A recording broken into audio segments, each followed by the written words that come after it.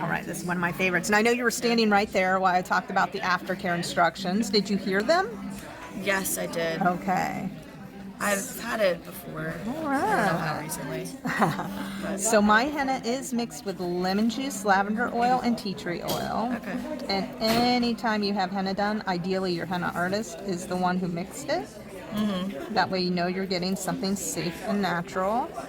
All henna is marketed as safe and natural, but much of it isn't. So you are the only one who can protect yourself from unsafe products. Say I've bought henna at a convenience store before. So Okay, so maybe those don't are do the that. ones that are the worst. They almost always have gasoline or kerosene at the Oh, minimum, cool. but sometimes they have phenyladiamine or I don't know what that is. right. Great. It's actually in hair dye. It's legal in hair dye of 6% or less.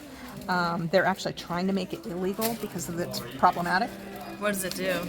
So it's one of those forever chemicals. So it never leaves your liver because your liver can't process it. Oh. So every time you encounter it or very similar chemicals, it builds up in your liver.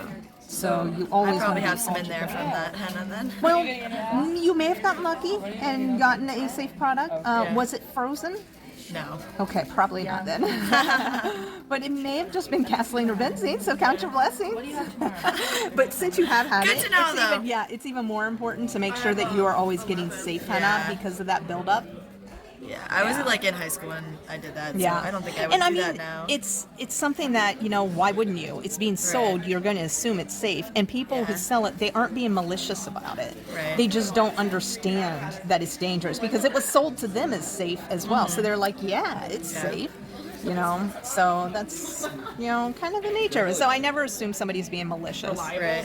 It's just Now I know. yeah, exactly. Now you know. So now keep this on as long as you can.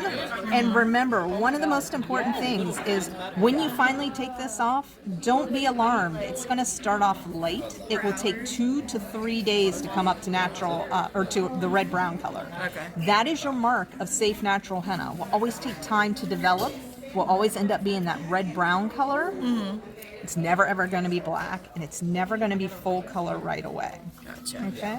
And how long does it stay on? So good color, 4 to 8 days, completely gone, 1 to 2 weeks. Okay.